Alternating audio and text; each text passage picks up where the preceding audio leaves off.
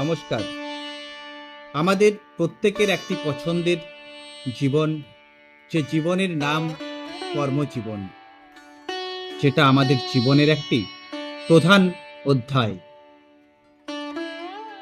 এবং এই প্রধান অধ্যায় পেরিয়ে আমাদের প্রত্যেককেই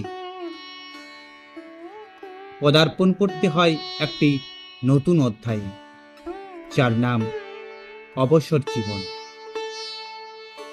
আজ আমি একটি স্বরচিত কবিতা আবৃত্তি করছি এই অবসর জীবন নিয়ে।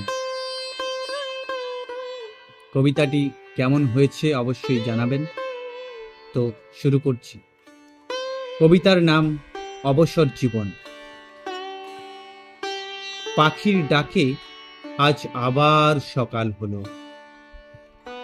সেই নিশি ভোরে গিন্নি উঠেই রান্না বান্না সব সেরে রেখেছে। একটু পরেই যে আমাকে অফিসে যেতে হবে। প্রতিদিনের মতো রুটিন মনে করতেই হঠাৎ বুকের বাঁ পাশটা কেমন যেন বিঁধে উঠল। আমাকে ফের মনে করিয়ে দিল আজই যে আমার অফিসের শেষ দিন। আজকের পরে শুরু আমার অবসর জীবন।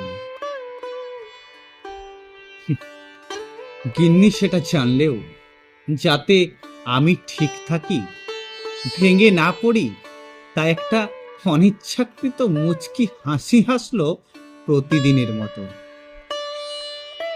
সত্যি, কাল থেকে জীবনের এক অন্য অধ্যায়। জানি প্রতিদিনের মতো অফিসের চেনা পথ বার্ধক্যের ছোঁয়ায় আস্তে আস্তে অচেনা হয়ে উঠবে। কাল থেকে দৈনিক যাত্রী হিসেবে আমার জন্য বাসের রাখা সিটটায় অন্য কেউ বসবে, কোনো এক নতুন তরুণ। আমার কর্মজীবনের পরিবার ত্যাগ করে নিয়মের নামাবলী গায়ে চড়িয়ে বার্ধক্যের বৃদ্ধাশ্রমে পদার্পণ করতে হবে আমার। সত্যি, একদিন এই হাতে কত না সিনিয়রদের ফুল দিয়ে এই দিনটায় আমি নিজে তাদের সম্বর্ধনা দিয়েছি।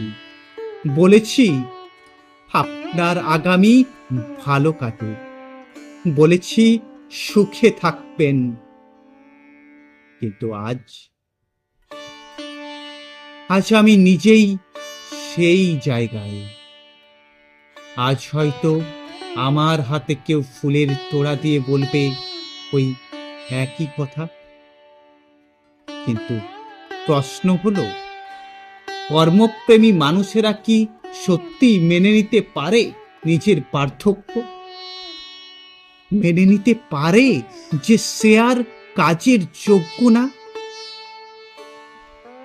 আজ বুঝতে পারছি কেন 60 বছরকে আমাদের গড় আয়ু ধরা হয়। আসলে একজন কর্মপ্রেমী মানুষের কর্ম ছাড়া জীবন অনেকটা জীবন্ত লাশের মতো। তাই তো পাহাড় সমান এক বুক স্মৃতি বুকে নিয়ে কাল থেকে চেনা রাস্তার দিকে তাকিয়ে থাকবো আর ভাববো একদিন আমিও এই পথেই হেঁটে যেতাম ওদের সাথে, একই সাথে। নমস্কার।